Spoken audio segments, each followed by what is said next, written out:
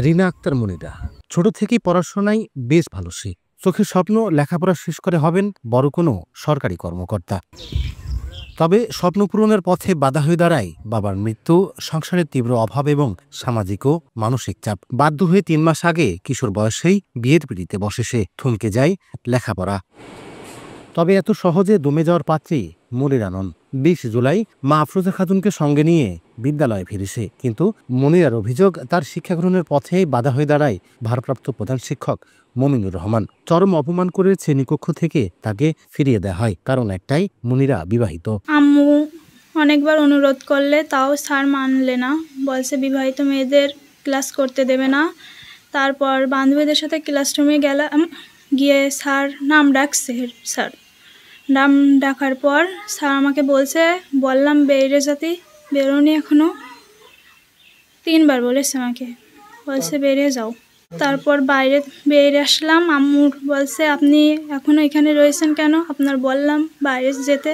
বিয়ে হয়ে যাওয়ার পর কিছুদিন অ্যাবসেন্ট থাকার পর গত 20 জুলাই আমি স্কুলে নিয়ে যাই।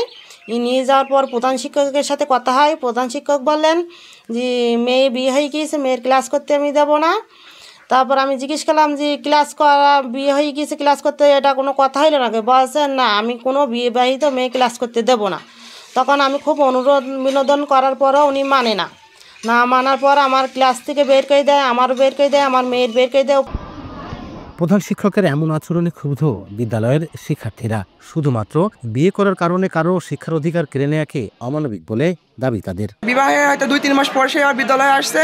আসার পর সেখানে আমাদের শিক্ষক যখন তাকে হাজিরা নেয়, তখন সে হাজিরা নেওয়ার পর সে উপস্থিত হয়, কিন্তু হেডস্যার তাকে ক্লাসে গ্রহণ করে না। তার কারণ হচ্ছে সে বিবাহিত হয়ে গেছে, যার কারণে এটা গ্রহণ করছে না। তো হেডস্যার বলছে যে আজকে বিবাহিত মেয়েরা স্কুলে গ্রহণ করতে পারবো না। খারাপ তো লাগছে, কিন্তু হেড স্যারের কথা তখন মানতে হবে। হেড স্যার বলছে ক্লাস করতে দেবে না, ওই জন্য। বিষয়টি স্বীকার করেন প্রধান শিক্ষক। বিদ্যালয়ের অভ্যন্তরীণ আইনে সিদ্ধান্ত নেওয়া হয়েছে বলে জানান তিনি। যে সকল মেয়েদের চলে যাবে অথবা যারা বিবাহিত হয়ে যাবে তাদেরকে আমরা ক্লাস করতে দেবো না, এটা হচ্ছে আমাদের অভ্যন্তরীণ একটা সিদ্ধান্ত ছিল। এই সূত্র ধরেই আমি কিন্তু তাদেরকে বলেছি যে আপনাদের আমি এই ক্লাস করতে দিচ্ছি না, আপনারা বাড়িতে লেখাপড়া করেন, আমি পরীক্ষা দিতে দেবো।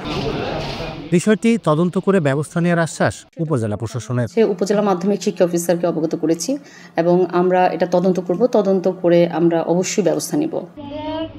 মনিরা ও তার মা বিষয়টি লিখিতভাবে জানিয়েছেন উপজেলা শিক্ষা অফিসে, কিন্তু অভিযোগ দেওয়ার 1 সপ্তাহ পার হলেও নেই কোনো অগ্রগতি। লোটাস রহমান সোহাগ, সময় সংবাদ, ঝিনাইদহ।